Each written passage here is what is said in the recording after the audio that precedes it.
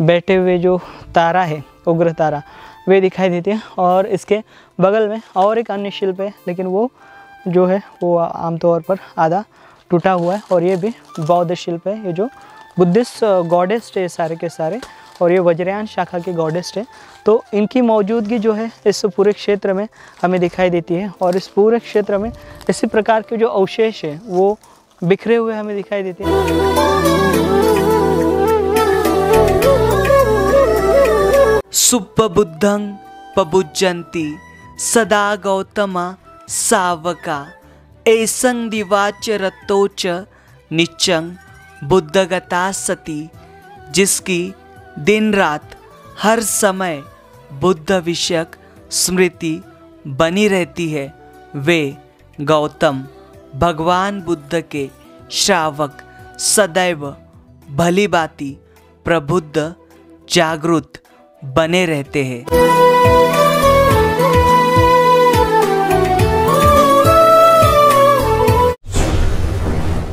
स्वागत है आपका बोधिसत्व के मीलों मील की ऐतिहासिक यात्रा में, जो आपके सामने वैभव संपन्न अतीत को रखती है। यह चैनल हजारों मील की यात्रा तय करते हुए आप पहुंचा है प्राचीन जम्बूद्वीप के कलिंग में, अर्थात आज के ओडिशा राज्य में, जो दया और करुणा का प्रतीक माना जाता है। ईसा पूर्व 261 के कलिंग युद्ध के पश्चात महान सम्राट चक्रवर्ती अशोक इनके द्वारा यहाँ सैकड़ों की तादाद में प्राचीन बौद्ध स्मारक निर्माण किए गए थे। इतना ही नहीं, सम्राट अशोक इनके बाद में भी समय समय पर यहाँ हजारों स्मारक निर्माण हुए थे। उन स्मारकों का अस्तित्व आज भी मौजूद है, लेकिन वह सामान्य लोगों की नज़रों से ओझल है। ललितगिरी, उदयगिरी, रत्नगिरी, धौली और लांगुड़ी, इन जैसे गिने चुने स्थल यहाँ के लोगों को ज्ञात है। आज हम पुरी जिले के देलंगा तहसील के आरागढ़ नाम के स्थली की ओर जा रहे हैं। यह स्थली भुवनेश्वर शहर से 30 किलोमीटर की दूरी पर और धौली से 25 किलोमीटर की दूरी पर दया नदी के तट पर स्थित है। आरागढ़ यहाँ की पहाड़ी को एरागढ़ ऐसे भी कहा जाता है।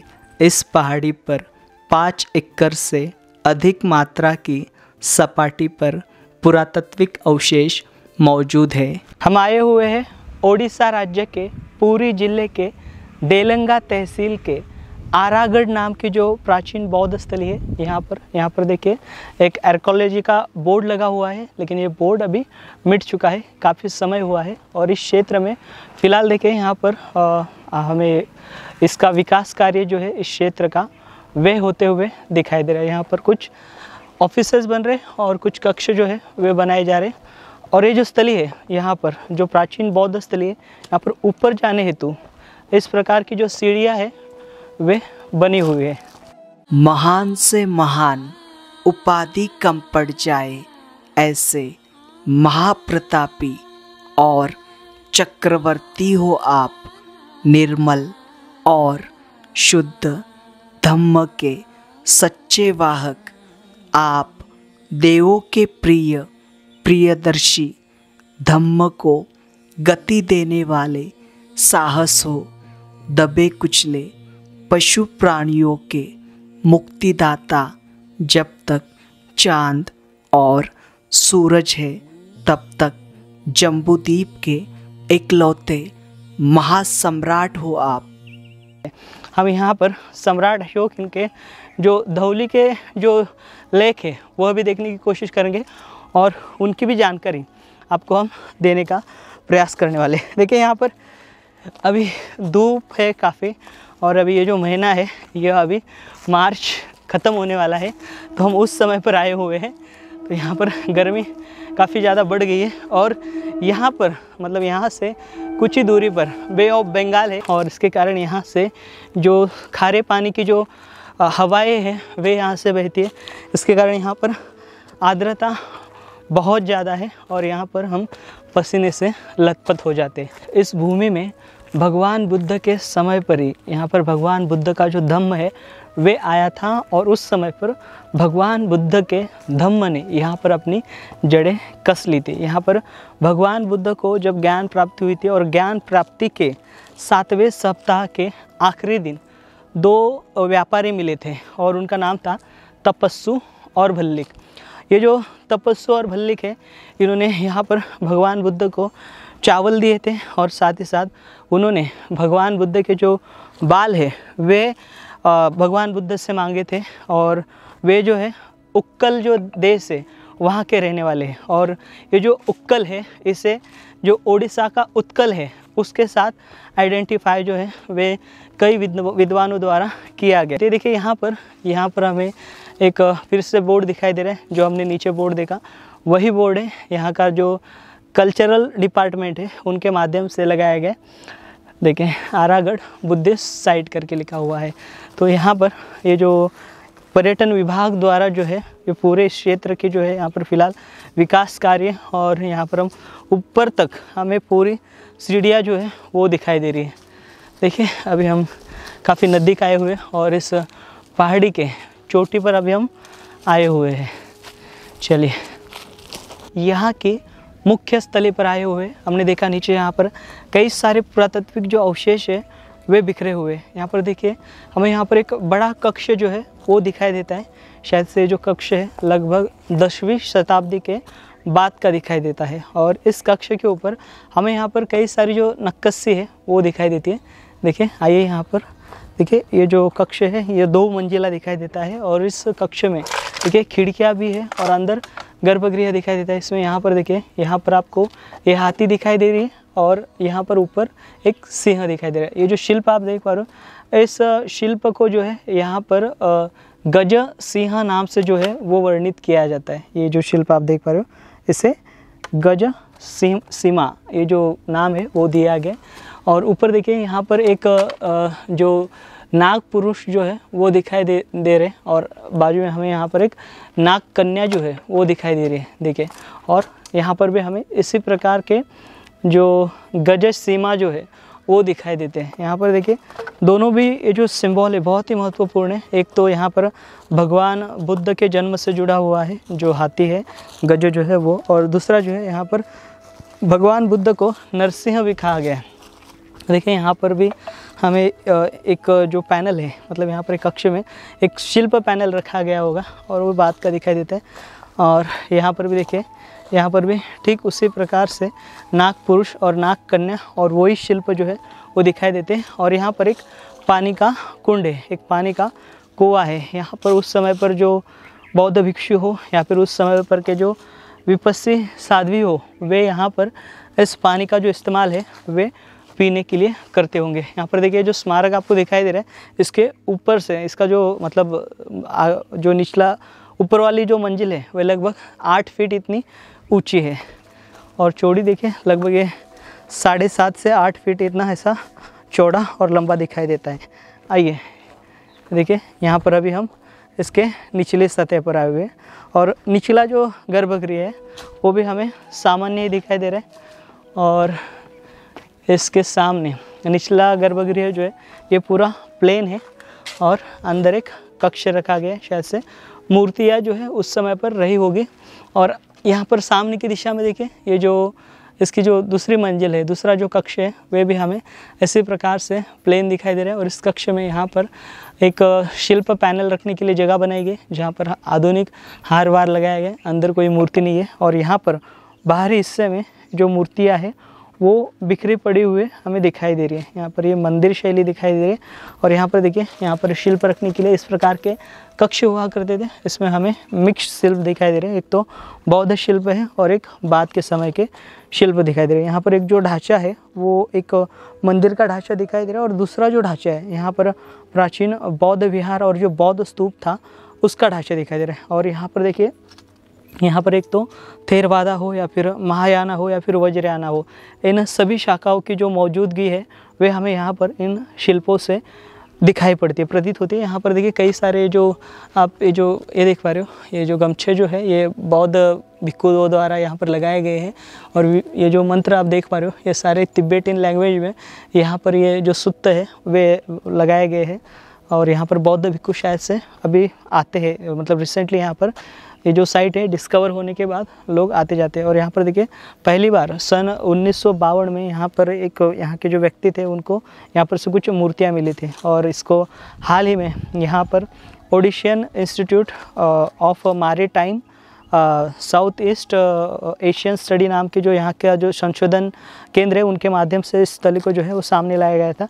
देखिए अभी आप यहाँ पर ये पूरे पैनल देख पा रहे हो, और ये जो पैनल आप देख पा रहे हो ये रेलिंग्स के पैनल है और वो सारे के सारे भग्न अवस्था में है, टूट गए हैं सारे के सारे। और ये जो स्तूप है वो कितना बड़ा रहा होगा और कितना भव्य रहा होगा इससे आपको अंदाज़ा आ जाएगा। और यहाँ पर देखिए ये जो स्तूप है बहुत ही प्राचीन है, लगभग ईस्वी पहली शताब्दी के आसपास का है या फिर उससे भी पहले का रहा होगा। यहाँ पर देखिए कई सारे स्तूपों के जो ढांचे हैं ओटियो स्तूपों के वो हमें यहाँ पर दिखाई दे रहा है। और इस पूरे क्षेत्र में अभी यहाँ पर पूरी झाड़ी जमी हुई है, इस पूरी झाड़ी में हमें यहाँ पर यही सारे पुरातात्विक जो ढांचे हैं वो दिखाई देते हैं। और यहाँ पर इस मंदिर के राइट साइड में देखिए यहाँ पर हमें ओटियो स्तूप दिखाई दे रहे हैं। ये ओटियो स्तूप है, इस प्रकार के हमने आपको बिहार राज्य में बड़ी संख्या में और बड़ी मात्रा में दिखाए हैं। और देखिए ये जो क्षेत्र एक तो कलिंग के दायरे में आता है, इसके कारण यहाँ पर प्रियदर्शी सम्राट अशोक इनकी मौजूदगी में यहाँ पर बड़ा स्तूप बनाया होगा और उसको बाद में यहाँ पर विकसित किया गया होगा। इसके कारण यहाँ पर हमें जो स्तूप जो है उसकी जो भव्यता है इस तरह की वे दिखाई देती है। स्तूप देखिए अलग अलग प्रकार के ओटियो स्तूप हैं, इस प्रकार के पत्थरों में यहाँ पर 4 दिखाई दे रहे, वहाँ पर टूटा हुआ है, यहाँ पर भी टूटा हुआ है। और इस सारे स्तूप ही टूटे हुए हमें दिखाई देते हैं इस क्षेत्र में, 1 2 3 4 और आगे भी है कई सारे स्तूप जो है वो टूटी अवस्था में। इसकी बड़ी बड़ी यहाँ पर देखिए जो विहार रहा होगा, ये जो कक्ष है इस कक्ष के पहले यहाँ पर विहार की मौजूदगी थी, उस विहार के जो अवशेष है वो आप यहाँ पर देख पा रहे हो। और यहाँ पर देखिए यहाँ पर अभी उसी प्रकार के जो अवशेष है, एक तो रेलिंग्स के और साथ ही साथ यहाँ पर ध्यान करने के जो पाद है वो दिखाई दे रहे हैं। और इसके साथ यहाँ पर देखिए ये जो मूर्ति आप देख पा रहे हो यह देखिए ये जो इस प्रकार से तारा का ये शिल्प है। और जो तारा का शिल्प है ये उग्र तारा कहा जाता है इसे। तो ये उग्र तारा का जो शिल्प है आपको दिखाई दे रहा है। इनका जो पैर है वो मुड़ा हुआ है आसन में, और एक पैर जो है नीचे टेढ़ा कर रखा गया है, जिसके यहाँ पर फूल कमल का फूल जो है वे अंकित है। और ये पद्मासन अवस्था में बैठे हुए जो तारा है उग्र तारा वे दिखाई देती है। और इसके बगल में और एक अन्य शिल्प है, लेकिन वो जो है वो आमतौर पर आधा टूटा हुआ है। और ये भी बौद्ध शिल्प है, ये जो बुद्धिस्ट गॉडेस्ट है सारे के सारे, और ये वज्रयान शाखा के गॉडेस्ट है। तो इनकी मौजूदगी जो है इस पूरे क्षेत्र में हमें दिखाई देती है। और इस पूरे क्षेत्र में इसी प्रकार के जो अवशेष है वो बिखरे हुए हमें दिखाई देते हैं। ये पूरा वन्य क्षेत्र है। यहाँ पर देखिए इन स्मारकों का सही से ख्याल नहीं रखा जाता। हम जब अभी नीचे से ऊपर आ रहे थे तब हमने यहाँ पर कई सारी शराब की बोतलें और कई सारा जो कचरा कूड़ा जो है इस क्षेत्र में फेंका हुआ हमें दिखाई दिया। गैरतलब यहाँ पर देखिए यहाँ का जो पर्यटन विभाग है इनके माध्यम से विकास कार्य हो रहा है, लेकिन विकास कार्य होने के बावजूद यहाँ पर जो पर्यटक जो लोग हैं उनके माध्यम से इस प्रकार की हानि होगी तो ये हमारी विरासत और हमारे गौरव के लिए हानिकारक है। देखिए यहाँ पर जो स्तूप है ये मुख्य स्तूप जो है यह ईंटों का था, और इसका जो ऊपरी हम सतह देखेंगे हमें यहाँ पर पत्थरों के दिखाई देंगे। देखिए बहुत बड़ा है। आइए यहाँ पर, और ये जो स्तूप है स्तूप में इस प्रकार के प्रवेश द्वार थे, 4 प्रवेश द्वार, और महाकाय है, इसका सर्कुलर शेप देख सकते हो आप, और नीचे से परिक्रमा वाला क्षेत्र था। और इसके चारों ओर में जो हमने आपको रेलिंग्स दिखाई थी ओरिजिनल, वो रेलिंग जो है वो आप यहाँ पर अपनी मूल अवस्था में जो है वो आप देख सकते हो। यहाँ पर देखिए यहाँ पर जो उत्खनन किया गया होगा उस समय पर यह जिस अवस्था में थी उसी अवस्था में इन्हें छोड़ दिया गया। अभी हम स्तूप के ऊपर है तो स्तूप पूरा सर्कुलर है, नीचे लगभग इसकी जो हाइट है 6 से 7 फीट हमें दिखाई देती है। हम ऊपर आए हुए हाइट के ऊपर, इसके कारण अभी हम नीचे से आपको दिखा नहीं पा रहे, लेकिन हम दिखाने की कोशिश करेंगे। देखिए यहाँ पर ये मूल अवस्था में आप रेलिंग देख पा रहे हो। तो इस प्रकार से यहाँ पर ये जो रेलिंग्स है वो आपको दिखाई दे रही है। और यहाँ पर सीढ़ियाँ भी बनाई गई है आधुनिक स्मारक के ऊपर आने के लिए, स्तूप के ऊपर आने के लिए और परिक्रमा करने के लिए। यहाँ पर से भी देखिए सीढ़ियाँ बनाई गई है। आपको इसका जो पूरा सर्कुलर शेप है नीचे से दिखाई देगा। ये देखिए यहाँ पर इस प्रकार की जो सीढ़ियाँ है यहाँ का जो पर्यटन विभाग है इनके माध्यम से बनाया गया है। ये देखिए यहाँ पर हमें जो स्तूप है, स्तूप के अंदर ये देखिए इस प्रकार के जो बड़े बड़े आप ये स्लैब देख पा रहे हो, ये बड़े बड़े स्लैब जो है वे इसके अंदर थे और इसको बहुत ऊंचा ये स्तूप रहा होगा। अभी इसकी ऊंचाई जो है हमें नहीं दिखाई देती क्योंकि पूरे खंडित अवस्था में यहाँ पर जब उत्खनन किया गया तो यहाँ से कई सारे जो पुरातात्विक अवशेष जो है सामने आए थे। अभी देखिए इसका जो मुख्य गर्भ है उस गर्भ में आए हुए सर्कुलर का जो गर्भ है जहाँ पर धातु स्थापित किए जाते हैं उस तरह पर। तो अभी यहाँ पर घास बढ़ चुके हैं। तो यहाँ पर देखिए 6ठी-7वीं शताब्दी में प्रसिद्ध चीनी यात्री वैनसन इन्होंने यात्रा की थी और उस दौरान उन्होंने अपनी यात्रा विवरण में लिखा था कि यहाँ पर सम्राट अशोक इनके द्वारा कई सारे स्तूप बनाए थे। तो उसमें से यह भी स्तूप हो सकता है क्योंकि यहाँ से महज 8 किलोमीटर की दूरी पर जो दया नदी है वह स्थित है और उसी के तट पर यहाँ पर धौली का जो सम्राट अशोक का शिलालेख दिखाई देता है। और यहाँ पर कई सारे सम्राट अशोक के 2 शिलालेख जो है वो हम आने वाले समय में देखने वाले और साथ ही साथ यहाँ के कई सारे जो अनगिनत स्मारक जो है यहाँ पर इस प्रकार के जो पुरातात्विक स्थल जो है जो आज भी गुमनाम है, आज भी ये जो है लोगों की नज़रों से ओझल है। यहाँ पर संशोधकों द्वारा और यहाँ पर बाहरी जो चिकित्सक वृत्ति के जो लोग हैं वे यहाँ पर आते हैं, उनके द्वारा ये जो स्थल है इसकी जानकारी पब्लिश की गई। लेकिन तो भी जिस प्रकार की धार्मिक भावना लोगों में होनी चाहिए उस प्रकार की धार्मिक भावना इन स्मारकों के प्रति हमें दिखाई नहीं देती। यह जो स्थल है इन्हें सिर्फ मनोरंजन या फिर घूमने वाले जो स्थल हैं उसके तौर पर यहाँ के जो लोग हैं वे देखते इसका ऐतिहासिक महत्व और इसकी प्राचीनतमता को समझने की कोशिश नहीं करते हैं।